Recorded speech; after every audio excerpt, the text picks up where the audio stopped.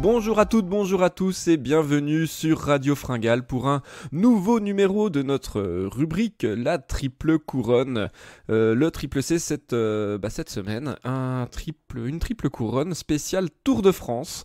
Mais avant de vous donner les noms des protagonistes, je vais vous présenter mes coéquipiers d'un soir.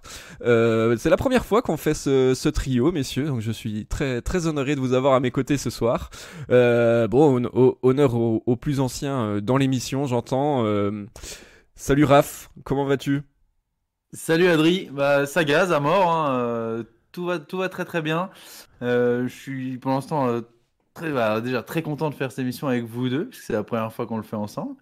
Et puis je suis content qu'on fasse pas encore de triple couronne sur les chroniqueurs Radio Fringale, parce que je pense que je stresserai, j'aurai quelques soucis. Et ça fait aussi très longtemps, je suis en train de me dire que j'avais pas fait une émission avec toi. Donc ça aussi, ça fait plaisir. Voilà. Un petit live dernièrement, mais c'est vrai que ça faisait un moment. Mais oui, c'est pas pareil. C'est pas la même. Pareil.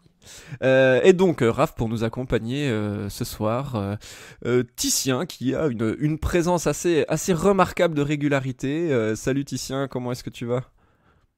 Salut tout le monde. Très content d'être là ce soir pour ce nouveau numéro. J'avais adoré l'édition qu'on avait fait il y a 2 mois autour des Ardennaises, donc ça va être top de parler de tout ça ce soir. Et puis, écoute, en forme aussi parce que voilà, il fait beau, donc on peut aller rouler, on peut aller faire du sport, et puis surtout on peut suivre une belle édition du Critérium du Dauphiné en ce moment. Donc voilà, le Tour de France approche, le moral est au beau fixe. Et oui, donc c'est vrai qu'il y a le Dauphiné pour avoir un petit avant-goût du Tour de France, c'est bien, mais nous on a décidé de faire la triple couronne Tour de France pour donner un avant-goût un petit peu différent, pour essayer, pourquoi pas, de se démarquer de la concurrence.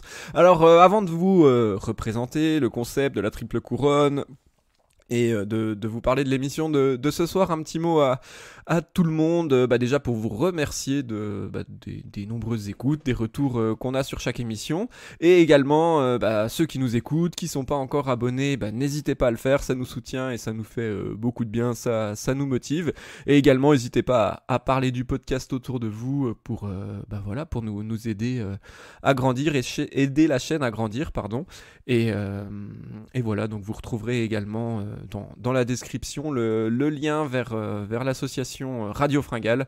Donc si vous voulez nous soutenir, c'est par là également. Donc merci par avance à tout le monde. Donc la triple couronne, alors je rappelle le concept à ceux qui ne connaîtraient pas encore, mais ceux qui ne connaissent pas, il faut aller écouter déjà les deux premières éditions. La triple couronne, on choisit 3 coureurs, une course ou une épreuve. En l'occurrence là ce soir c'est une épreuve de 3 semaines, c'est notre premier grand tour les gars. Et on choisit 3 coureurs, il y en a un qu'on doit désigner en tant que champion de notre équipe, un en tant que coéquipier et un en tant que coupeur de citron. Donc le choix est parfois difficile et cruel. Déjà avant de donner les noms des protagonistes, est-ce que votre choix a été difficile à faire ?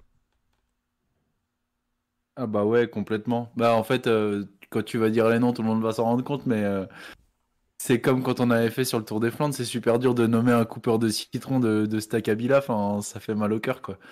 On espère qu'il nous écoute pas, en plus. Ouais, comme Raph, en fait, c'était pas facile, mais surtout à ce niveau-là, voilà, par rapport aux champions qu'on va évoquer, c'est dur de mettre un mec de côté, mais le choix, pour moi, a pas forcément été plus dur que sur les Ardennaises, simplement, voilà, je suis allé chercher quelques petites pages d'anecdotes, d'histoires pour faire mon choix, voilà. Eh bah impeccable, ça va. On va se régaler. Alors tu as parlé un petit peu d'histoire, d'anecdotes, donc sans plus attendre, les 3 noms dont on va parler ce soir pour notre triple couronne Tour de France. Alors le premier, on va faire par ordre alphabétique pour pas qu'il y ait de favoritisme. Jacques Anquetil. Le deuxième Bernard Hinault et le troisième Eddy Merckx. Rien que ça. Voilà. On pose ça là, ouais, rien que 3 quintuples vainqueurs du Tour de France. On s'est dit, allez, on va se la jouer comme ça.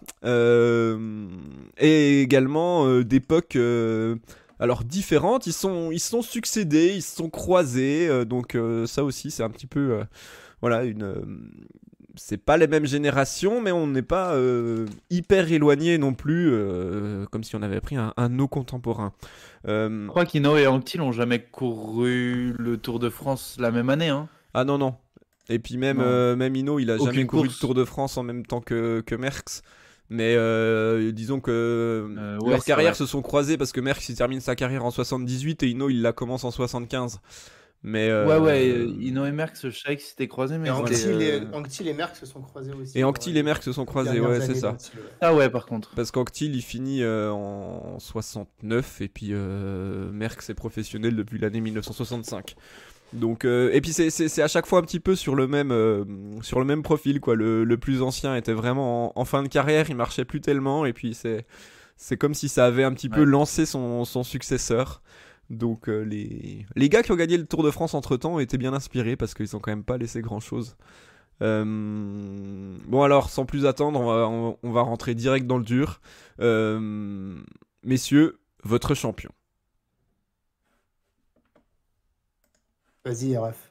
Ah ouais, direct, ok, parce que je me disais, en fait, j'en ai choisi un, mais je Ouais, me t'as pas le suis droit dit, d'en mettre deux quand même. en fait, j'attendais que les autres parlent, etc. Tu vois, genre, Je le sentais. c'était pas complètement arrêté, mais ok, je vais mettre Eddy Merckx en champion. Je vais mettre Eddy Merckx en Ok. champion parce qu'il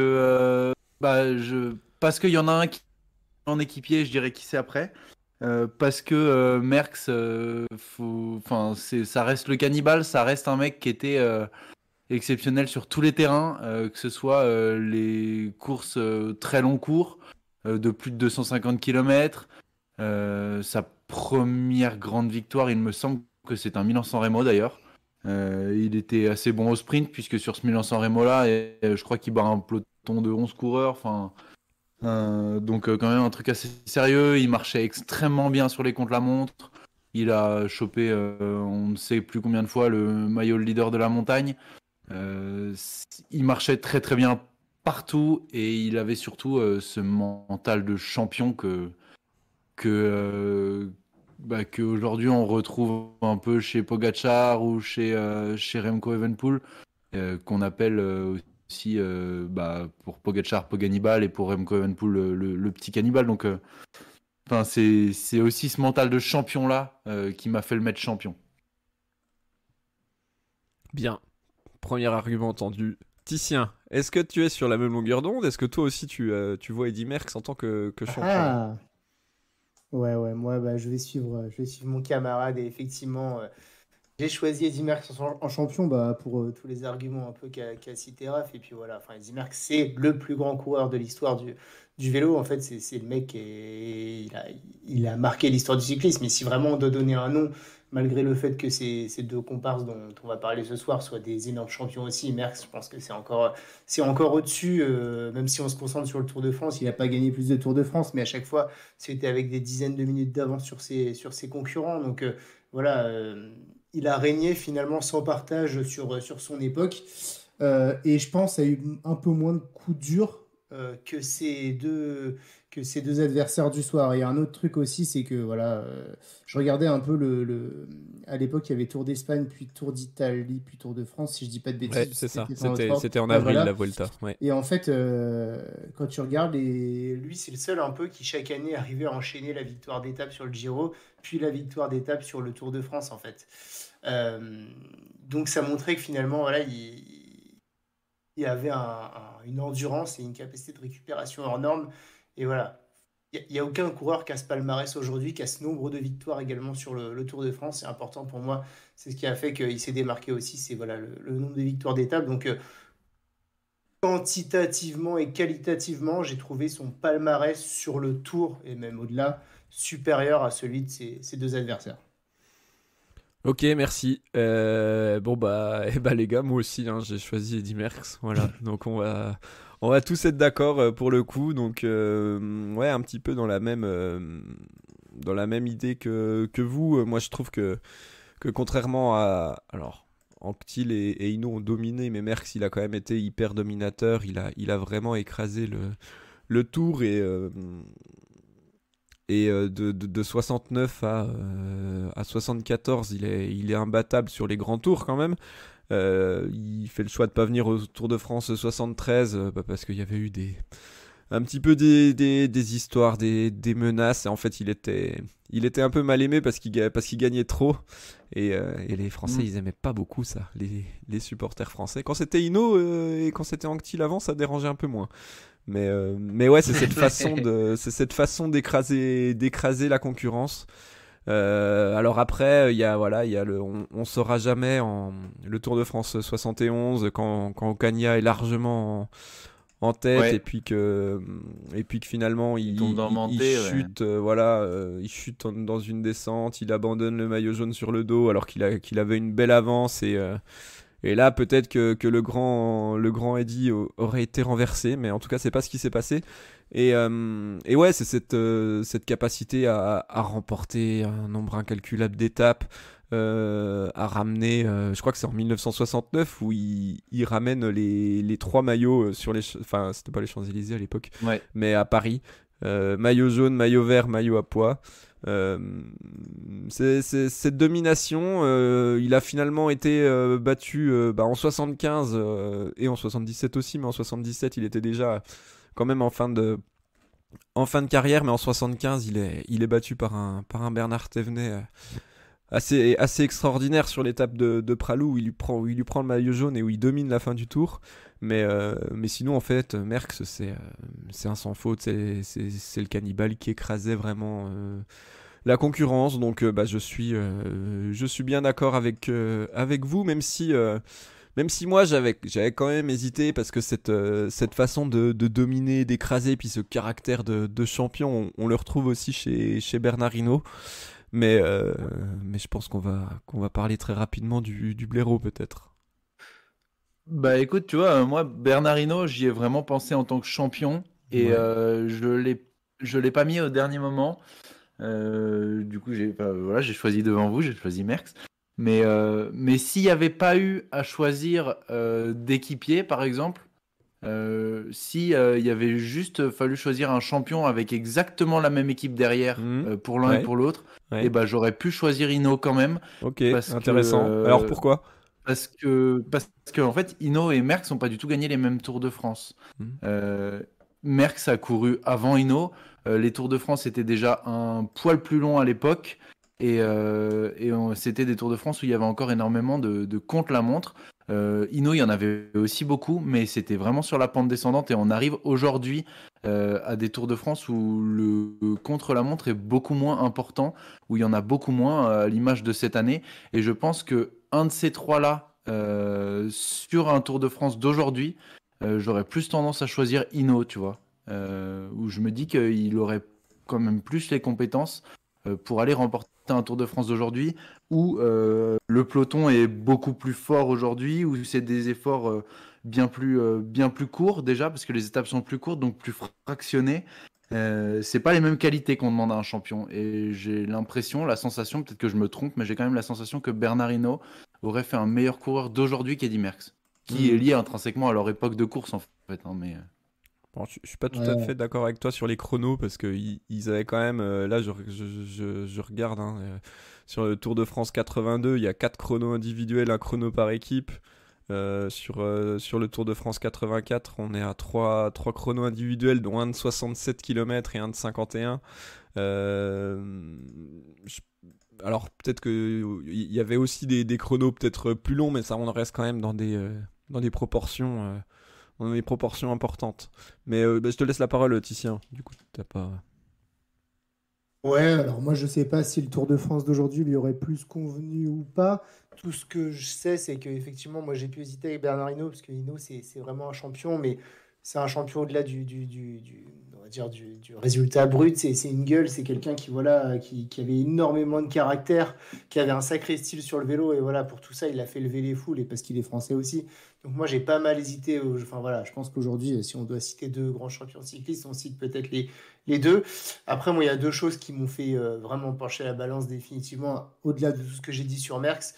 Euh, la première, c'est qu'en fait, tout simplement, quand on parle des grands champions aujourd'hui, des mecs qui arrivent comme Evenepoel, comme Pogacar, personne va dire c'est le nouveau Hinault et tout le monde dit c'est le nouveau Merckx.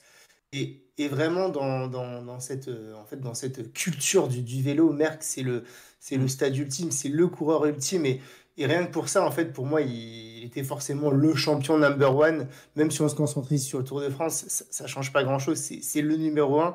Et la deuxième chose, c'est que Merckx, pour moi, il était impossible à mettre en coupeur de citron. Enfin, je pouvais pas passer à côté du meilleur coureur de l'histoire là-dessus. Personne Et ne peut deuxième faire ça. chose, voilà. Et ensuite, Merckx, enfin, je peux pas mettre Eddy Merckx comme un équipier, ça me semble impossible. Donc voilà, il y a eu du résultat brut, il y a également un peu de légende, et puis il y a également de la raison qui fait qu'il n'y avait pas d'autre place à lui donner pour moi ici dans cette triple couronne à Eddy Merckx. Je sais pas si ça lui est arrivé dans sa carrière professionnelle d'être, peut-être au début, mais d'être équipier sur une course. Vraiment équipier. Oui, oui, au tout Bah, début. Au tout début. Ouais. ouais, au tout début, Ouais, au comme tout tout le monde, début, mais je logique, pense quoi. que ça n'a Mais pas dû Pas arriver resté souvent longtemps. sur la fin. Et c'est aussi pour ça d'ailleurs que je l'ai mis en champion, c'est parce que je le voyais pas du tout équipier. ouais, mais non, mais c'est vrai, hein. On n'a pas d'image du tout de lui. Moi c'est vraiment ce qui m'a aussi a fait pencher la balance en faveur d'Eddy Merckx pour le rôle de champion, c'est que en fait, comme tu disais, Titien, il peut pas être à un autre endroit, lui. Même, il a jamais été à un autre endroit, donc c'est pas dans un podcast de Radio Fringale qu'on va le mettre à un autre endroit. Et ouais, c'était vraiment cette. C'est vrai que cette référence aussi du fait que c'est.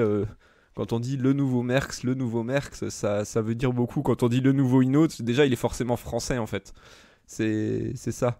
Tandis que nouveau Merckx, ça va résonner un petit peu plus loin, un petit peu plus international. Et puis surnom de cannibale aussi. C'est Remco Evenepoel quand même. Hein. Oui, mais on dit ça de Pogacar aussi un petit peu.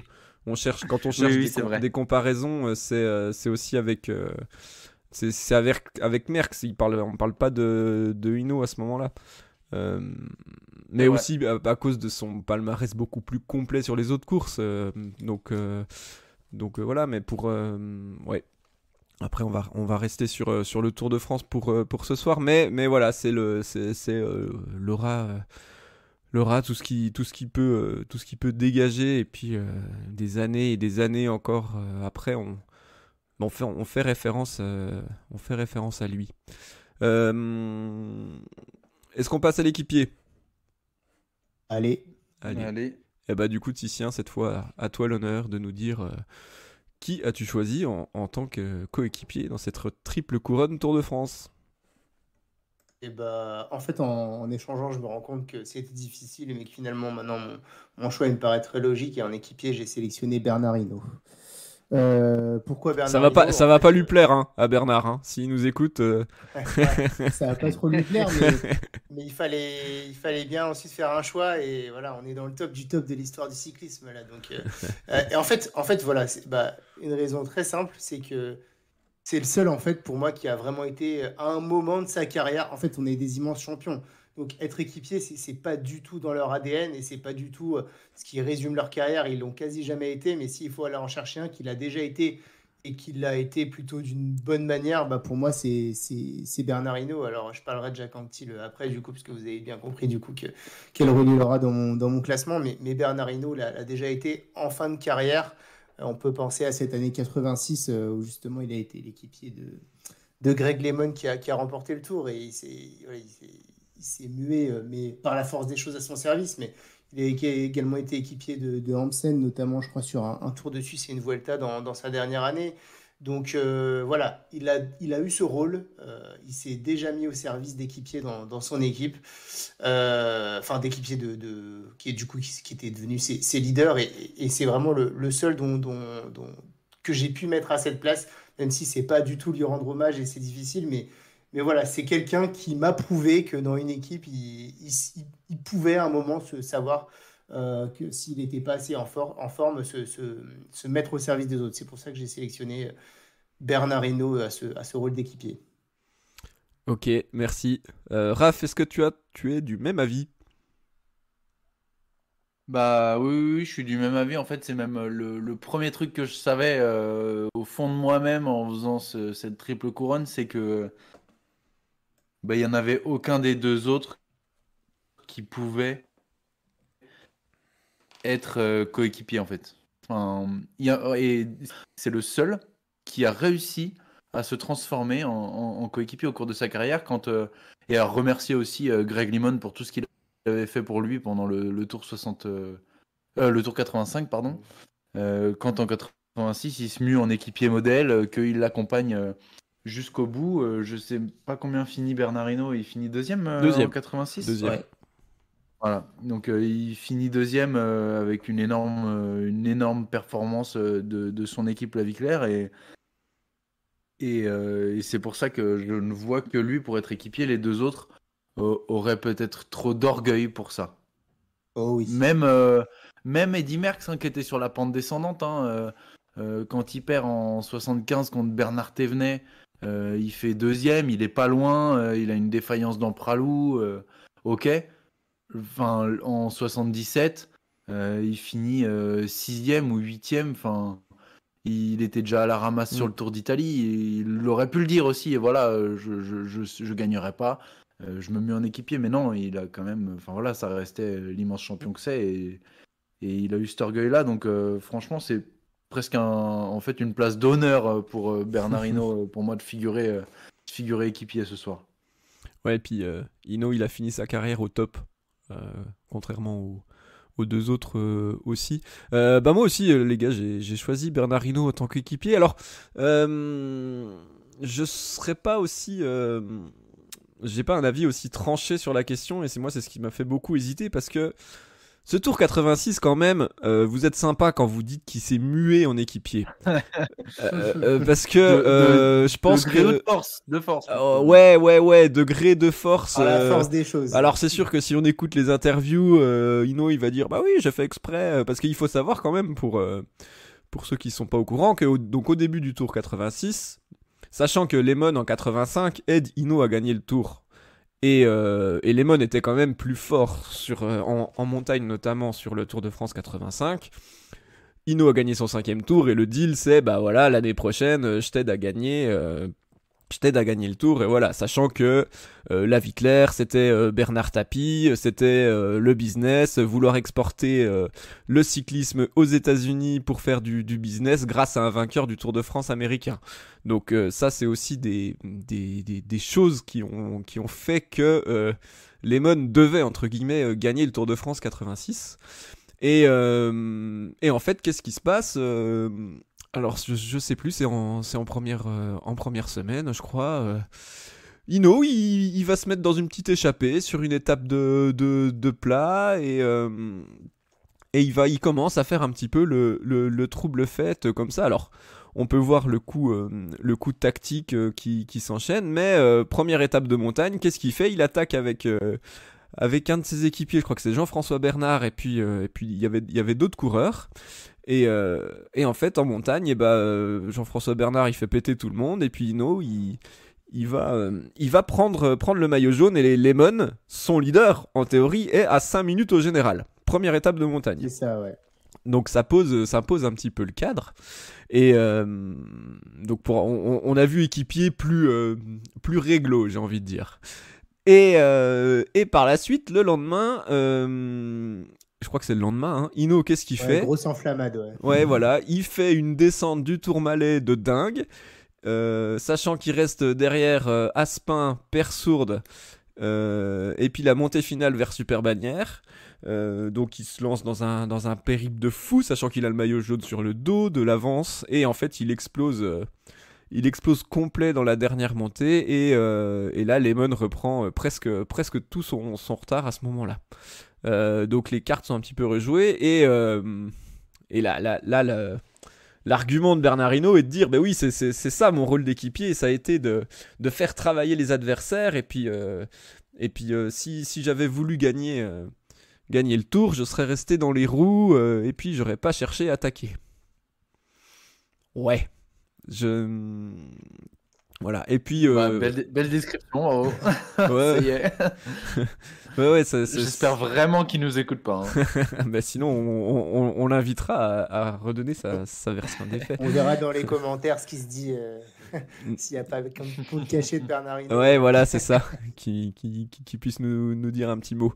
Mais après Après, le truc, c'est que comme à la fin, c'est Lemon qui gagne le tour et que Hinault il fait 2 et que c'est son leader qui a gagné, bah finalement, il a raison. À la fin, il a raison. Mais voilà, après en montagne, je crois que Hinault, il a un petit peu il commence à trouver la fin du tour un petit peu longue. Il y a cette mythique étape de l'Alpe d'Huez où ils passent la ligne main dans la main ensemble avant le dernier chrono. Et puis là, juste avant le dernier chrono, au lieu de dire que tout est joué, parce que je sais plus, il y a pas beaucoup de... Enfin, il y a quand même un écart, mais qui est pas énorme. Et bah, il dit, bah non, mais tout se jouera dans le dernier chrono. On verra qui est le plus fort et qui gagne le tour. Ah oui, il avait quand même dit à l'avant-dernière étape qu'il allait quand même tenter, donner le meilleur sur le chrono, quoi. Ouais, voilà, il a pas dit ça comme ça. Je crois qu'il a dit un truc comme, on verra bien qui c'est le plus fort au contre-la-montre ou un truc ou quelque chose comme ça. Quand on lui demandait si le tour était plus ou moins plié. Donc voilà, je vous raconte ce tour 86, tout ça pour vous dire que moi c'est aussi ce qui m'a fait pencher, ce qui a fait que Bernard Hinault est mon coéquipier, parce que forcément des 3 coureurs dont on parle ce soir, c'est le seul qui a eu on va dire une aventure de coéquipier. Mais tout ça pour relativiser dans le sens où on n'est pas dans le coéquipier modèle comme pourrait l'être, je sais pas, Nickel Landa, un Gregario. Non mais c'est pas Sepkus avec Roglic, quoi. Voilà. C'est pas. Ouais, non mais bien sûr. On n'est pas dans le même... Landa avec Froome. Hein. Ouais, oui, mais voilà, on est plus dans quelque chose. Ouais, c'est sûr. Donc voilà. en gros, tu veux dire que si Hinault avait été chez Ineos ces dernières années, il aurait dû laisser son coéquipier gagner dès 85. Ouais, ça, je sais pas comment ça aurait fait, mais voilà, en tout cas, je pense que le champion qui était Bernard Hinault, en tant que équipier de luxe, co-leader, on peut l'appeler comme on veut, il y avait quand même quelque chose qui faisait que soit il devait se dire je pense qu'il de toute façon il s'est dit je vais pas lui laisser le tour, il va aller le chercher quand même.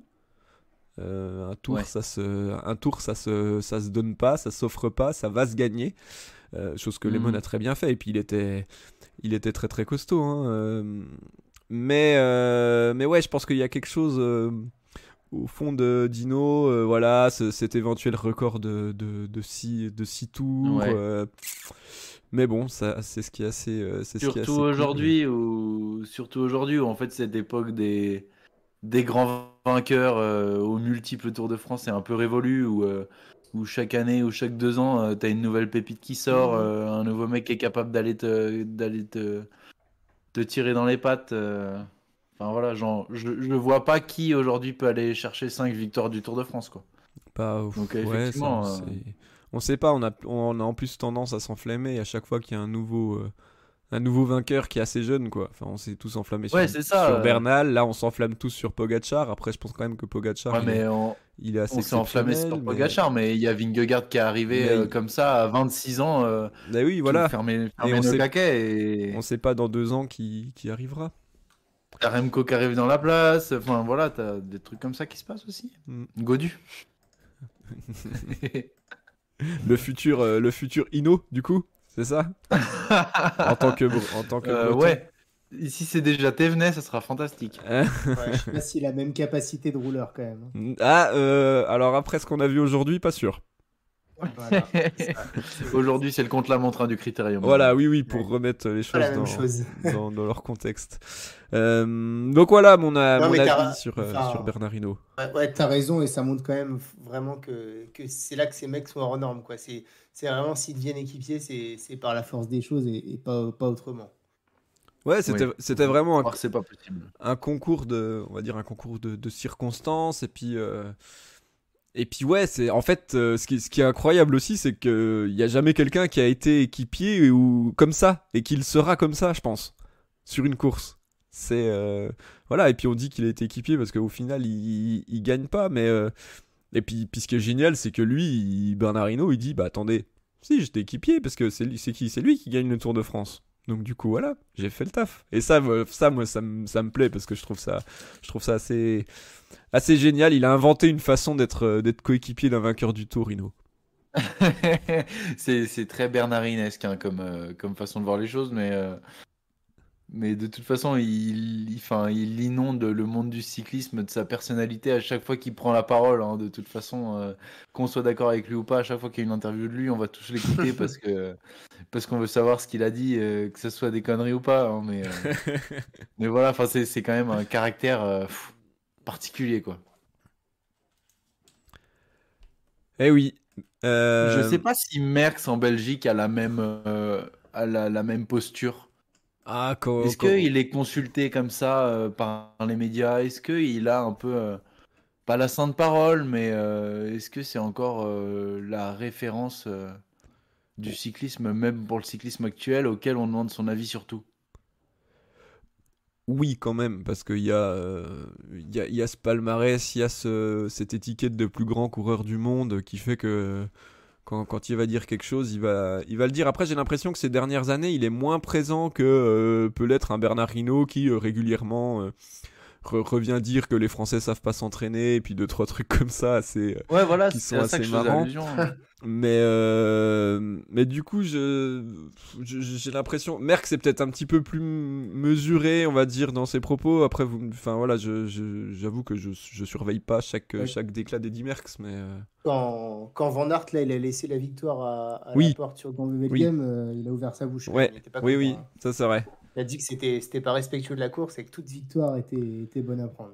Ouais, Je eh pense oui. que lui, il l'aurait laissé à son époque, hein. Et lui, tu dis quoi? C'est bien pour ça qu'on l'a appelé le cannibale, c'est Ouais. qu'il l'aurait pas laissé, hein. Ah bah oui, il l'aurait pas laissé. Ouais. Ah ouais, c'est clair. Ah non, mais c'est bon, c'était aussi une autre époque, mais ça veut dire beaucoup sur la mentalité du champion. Est-ce qu'il l'aurait pas laissé ou est-ce qu'il aurait pas attendu la porte? Enfin, Hinault. Ouais, ça. Ouais, Il y a un ouais, peu de ça. peut-être. Ouais, parce que en plus là, il aimait bien Merckx les longues chevauchées en solitaire. Il en a fait quand même quelques-unes en montagne. Bon bah messieurs, Bon, après, vu Oui, le niveau de oui, Christophe Laporte cette année, et même Di Merckx ou ouais. Bernard Hinault, ils auraient fallu cravacher pour le lâcher, hein. Ça c'est clair, ça c'est clair. Ce sera l'objet d'un prochain débat. Est-ce que Laporte aurait pu suivre Merckx et Hinault dans une bosse de 3 km à 5,7%? On fait les euh, comparaisons, on calcule les watts, on calcule les résistances avec les vélos de l'époque et puis on voit. ouais, et je pense qu'on serait Non, mais c'est surpris. pour ça que je disais au début que le Tour de France d'aujourd'hui ressemble pas du tout au Tour de France d'avant. C'est parce que, enfin, j'ai l'impression quand même que c'est pas du tout les mêmes efforts qu'on demande à ces coureurs. Enfin, Oui, puis enfin c'est les courses ressemblent pas, le niveau est hyper homogène, ouais, on n'est pas, enfin c'est c'est pas ça, le. un peloton qui roule derrière toi, bah, il a moyen de rouler sacrément vite. Bah oui, parce que la différence est infime entre les coureurs maintenant, pas comparé Mm. à ces époques-là. Parce qu'on est arrivé aux limites du corps humain, parce que on a des méthodes d'entraînement qui le permettent aussi. Et c'est pour ça que tout ce qu'on dit là ce soir, c'est avec les réalités de ce moment-là, mais avec les réalités d'aujourd'hui, qu'est-ce que ça donnerait? Je pense que personne n'est capable de le prédire, hein. Non, pas possible. Pas possible. Bon bah du coup je crois qu'on est tous d'accord sur notre coupeur de citron. Bah voilà, on a quand Ouais. même mis un quintuple vainqueur du Tour qui a gagné aussi deux Giro et une Vuelta. En coupeur de citron, Jacques Anquetil. Alors bah forcément par élimination, je vais commencer du coup parce que c'est pas juste si je commence jamais pour vous. Je peux pas reprendre vos arguments comme ça, merde. Non, bah Jacques Anquetil, c'est juste que là, il est tombé sur plus fort que lui, quoi. Il est tombé sur plus fort que lui en termes d'aura. Après, c'est peut-être aussi une époque plus lointaine que la nôtre, donc on y est peut-être aussi un petit peu moins sensible. C'était un coureur qui laissait pas non plus indifférent.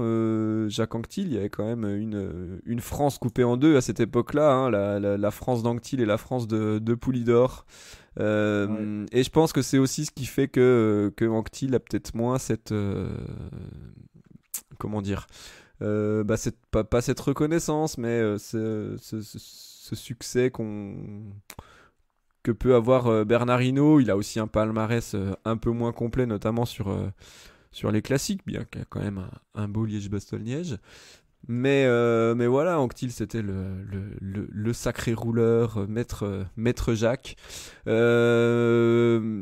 je pense que voilà, quand même, il y avait un cran, il était un cran en dessous de Bernard Hinault, d'Eddy Merckx aussi en termes de domination, et je pense quand même pas de caractère de champion, dans le sens où il y a quand même eu 4 ans entre ses 2 premières victoires dans le Tour, entre 57 et 61, où là il y a eu une période où il a été un petit peu moins performant, et en fait chez Hinault et Merckx, ça on l'a pas retrouvé quand ils étaient au top. Ils ont été au top pendant très longtemps, et je pense aussi que ça a marqué plus. Enfin, voilà, tout ça pour dire que on sait pas si Anquetil, on peut pas savoir s'il était moins fort que Hinault ou Merckx, parce qu'ils étaient dans des époques différentes. Mais en tout cas, je pense que l'empreinte laissée à la fois sur le Tour et puis sur le cyclisme en général est moins importante, malgré ce record de 5 succès, le premier à établir ça, et malgré une domination aussi assez folle à la fois dans les grands tours et puis aussi sur les contre-la-montre. Vraiment, c'était sa marque de fabrique aussi, donc c'était peut-être un petit peu moins spectaculaire que certaines envolées de Merckx, par exemple, en montagne. Anquetil, il explosait tout le monde en chrono, et puis après il pouvait gérer sa course. Donc voilà, messieurs, pour ma part, pourquoi j'ai mis Jacques Anquetil en coupeur de citron. Ouais, moi je suis d'accord avec toi. Je pense effectivement qu'il laisse une empreinte, même si elle est immense, parce que 5 Tours de France, c'est pas rien. Et puis ses qualités de rouleur, enfin, elles sont plus à prouver. C'était peut-être voilà, un des plus grands rouleurs de tous les temps, Jacques Anquetil. Mais effectivement, je pense qu'il a une aura un peu moindre et peut-être un niveau, mais encore une fois, c'est dur de comparer les époques moins élevées que Bernard Hinault et Eddy Merckx. Il y a deux autres choses aussi, selon moi. Enfin, la première, c'est que justement, c'était un rouleur qui derrière était fort, mais limité, et voilà, profitait de ses qualités de chrono, comme tu as dit, et du coup, il est dur de l'imaginer en équipier, vu que finalement, il a toujours été leader, et toujours grâce à de l'avance qu'il prenait sur le chrono. Euh, la deuxième chose, en fait, pour moi, surtout, c'est que bah voilà, Jacques Anquetil, il n'était pas connu pour être très. Bah, c'était un mec plutôt fier, en fait, et orgueilleux, et un peu également rageux sur les bords, hein. Enfin, alors c'est celui des trois dont je connaissais un peu moins l'histoire. Donc j'ai pu voir un peu pendant toute sa carrière qu'il avait du mal à accepter, surtout au début de sa carrière, de partager le rôle de leader avec des équipiers. Je crois qu'à un moment, sur une Vuelta, si je dis pas de bêtises, euh, il y avait un de ses équipiers qui avait le maillot de leader, et il n'a pas réussi à lui prendre, et je crois qu'il a claqué la porte de la Vuelta, un peu comme Miguel Angel Lopez l'a fait il y a quelques années. Bah voilà, il a vu qu'il pouvait pas gagner, et au lieu de se mettre en équipier, il s'est barré. Il y a deux, trois autres fois où voilà, encore une fois, sur des courses, il a pas voulu finalement faire l'équipier pour d'autres coureurs. Donc c'est celui sur lequel j'ai lu le moins de bons exemples en termes de qualité à faire gagner à quelqu'un de son équipe. Donc voilà, pour ça, moi, j'avais vraiment du mal à le mettre dans le rôle de l'équipier. Donc voilà, Jacques Anquetil, très très grand champion, mais et c'est vraiment celui derrière, que j'ai dû choisir comme coupeur de citron, parce que pour moi, moins grand aura que les autres, et puis donc il pouvait pas être leader, et puis voilà, je pense pas que c'était celui des trois qui avait le meilleur mental pour se mettre au service des autres. Voilà pour mon argumentaire. Ah ouais, t'as raison, hein, sur le côté un peu hautain, quoi. Et c'était ça, la France coupée en deux, dont parlait Adri. C'était le côté populaire Raymond Poulidor, dans la pure tradition cycliste de l'époque, un cyclisme populaire de garçons de ferme aussi, qui en fait arrivait à ce niveau-là. On savait trop comment d'ailleurs, mais ça restait souvent des gens des classes populaires. Bah, Anctil, c'était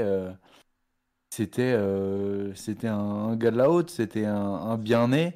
Et c'est ça aussi qui a fait un petit peu qu'il était moins apprécié par l'intégralité. C'était pas le chouchou, quoi. Et effectivement, il a donc de ce fait moins marqué son époque, moins mis son empreinte, qui a moins traversé les âges. Aujourd'hui, on dit Merckx, on dit Hinault, tout le monde les connaît, Anctil moins. Alors c'est vrai que c'était avant. Il a eu aussi des énormes succès. Voilà, c'est quand même le premier à gagner 5 fois le Tour de France. Mais je le voyais moins dominateur en fait que Hinault et Merckx. D'ailleurs, il gagne son premier Tour de France, je crois, en 59. 57. Si je dis- 57, son premier tour. Et il attend quoi? Il attend 4 ans pour gagner le suivant. Ouais, c'est ça. Après, il gagne 61, 62, 63, 64. Ouais, voilà. Donc, pourtant, c'est pas que le premier, il le gagne pas large, parce qu'il le gagne quand même de 14 minutes 56 Ouais, sur un quart d'heure Marcel d'avance. Janssens. Mais voilà, il faut quand même, derrière, il fait quand même des places d'honneur, donc troisième en 59 par exemple. Donc voilà, il n'était pas ultra dominateur comme l'ont été les autres. Le montre aussi son palmarès des classiques. Ouais, c'est ça, c'est ce que je disais tout à l'heure. Il y a eu un petit creux à un moment, même si il a quand même gagné des Tours de France avec des écarts de dingue. Donc c'est aussi qu'il avait écrasé la concurrence, mais c'est aussi ouais, c'est ça, la façon de gagner qu'il avait. On peut pas lui reprocher, hein, parce que c'est comme ça qu'il gagnait, d'exploser tout le monde en contre-la-montre, qui fait que à la fois, bah, pour tout ce que vous avez très, très justement dit, le côté hautain, cette différence aussi de classe sociale avec, je pense, beaucoup de personnes qui suivaient le tour, ils s'identifiaient pas forcément à lui, et puis bah voilà, il n'y avait pas de grandes envolées en montagne ou autre, des choses qui font un peu vibrer quand même, surtout quand plus tard on se replonge aussi dans les grandes étapes du tour, dans les grands... Voilà, à part... en fait, Anctil, on en parle beaucoup, je trouve, quand on revient sur l'histoire du tour, à cette étape du Puy-de-Dôme, en 64, où il est au coude à coude avec Poulidor, et c'est là où Ouais. Poulidor le lâche à la fin. Mais du coup, c'est pas un exploit d'Anctil en montagne, parce que finalement, voilà, j'ai pas connaissance de toutes ces étapes de montagne, mais j'ai pas, moi, le souvenir d'avoir lu ou vu quelque chose sur un exploit en montagne. Alors ça restait forcément un très très bon grimpeur, parce qu'il a gagné 5 Tours de France. Mais du coup, c'est voilà, je pense aussi ce qu'il dessert, c'est cette façon de gagner, et qui finalement s'est un petit peu perdu à travers le temps. Et bah, du coup, ça me fait penser à un autre quintuple vainqueur du Tour, Miguel Indurain, qui avait quand même un peu la même façon de courir que Jacques Anquetil. Et on a, voilà, pareil, Pogacar ou autres, ils sont pas identifiés à Indurain. On va pas essayer de les comparer à Indurain, et je pense aussi parce qu'il y a ce côté spectaculaire que ces deux extrêmement bons rouleurs n'avaient pas, et puis ils en avaient peut-être à la fois pas forcément les capacités de pur grimpeur, puis ils en avaient pas besoin pour gagner des courses non plus, donc voilà, ça, je pense que ça c'est des choses qui font qu'on s'en souvient moins, quoi. Ouais. Puis vraiment, ouais, c'est ce côté-là aussi où Anctil a déçu après son Tour de France gagné, quand il va plus sur les classiques parce qu'il dit que c'est des loteries, parce que il a le seum de s'être fait rattraper sur Paris-Roubaix en 58. Enfin, voilà, c'est tout ça aussi qui fait que Jacques Anquetil n'a pas le palmarès sur classique que les autres ont, et que du coup on peut pas le voir comme un indiscutable champion. Même si ça reste un immense champion, On est et on d'accord. le sait tous, mais voilà. Très Mais bien. voilà, il va chercher les bidons à la voiture. Ah, ouais, je pense qu'il fallait pas lui dire ça. Sinon, bah, comme l'a dit Titien tout à l'heure, il abandonne. Voilà.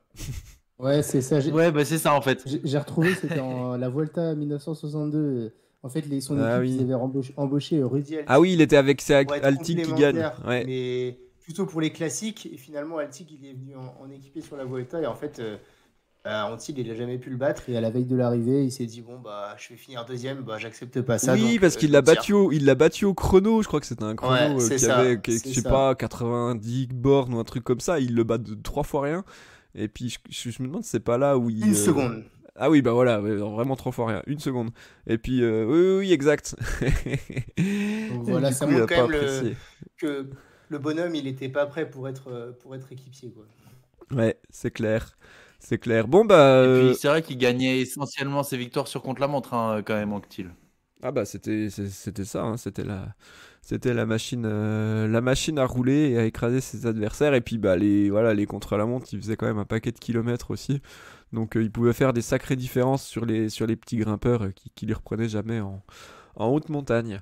Bon bah messieurs, je pense qu'on a bien fait le tour de la question et c'était vraiment cool de parler de ces trois immenses champions. Ouais, complètement. Même si à la fin, ça frustre un peu, bah, déjà de mettre Anquetil coupeur de citron, mais aussi de pas parler de tous ceux qu'on tournait autour. Je pense au Gemignani, au Charlie Gaulle et tous les noms qu'on a trouvés Louison Bobet en aussi. cherchant Ah, des si on infos si sur on veut un l'époque, et champion Louison avant, Bobet encore avant. ouais. Mais voilà, enfin tous ceux qui ont marqué ces époques-là, mais qui restent un peu dans l'ombre de ces grands noms. Bah, Ça frustre un peu de pas en parler, mais, on mais ça faisait rééditera, plaisir de se replonger on là-bas derrière. rééditera les performances, voilà, avec d'autres coureurs, si vraiment t'insistes. C'est quand même dingue de se dire que, enfin là, on est sur 3 décennies d'affilée qui se sont vraiment enchaînées, qu'à chaque fois un super champion qui est sorti du lot, quoi. Mm. C'est assez fou. Ouais, Mm. ouais, ouais, Mais je trouve ça plus excitant aujourd'hui en même temps. Ah bah oui, bah là, il y a plus de suspense, quoi. Il y a ouais, 2-3 mecs quand même au-dessus des autres, mais il y en a au moins 2-3, quoi. ouais, c'est ça. Sur chaque course, t'arrives à en retrouver 2-3. Je pense que à l'époque de Merckx, quand il était au départ, tu devais te dire bon bah voilà quoi.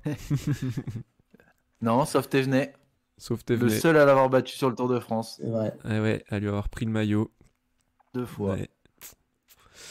Bon bah messieurs, merci beaucoup pour cette émission. Merci à toutes les auditrices, tous les auditeurs de nous avoir écoutés jusqu'au bout. N'oubliez pas de vous abonner si ce n'est pas déjà fait. Et bah pour nous soutenir, vous pouvez aussi adhérer à l'association Radio Fringale. Vous retrouvez tous les liens dans la description pour nous suivre également sur les réseaux sociaux. Bon, c'est aussi, on l'a pas dit, mais Anquetil, Merckx et Hinault, c'était aussi des grands champions parce qu'ils pensaient à s'alimenter. Car vous le savez, la fringale guette. Donc, mesdames et messieurs, merci de nous avoir écoutés. Et bonsoir, bisous à tout le monde. Ciao, ciao. Ciao tout le monde. Gros bisous, ciao, à la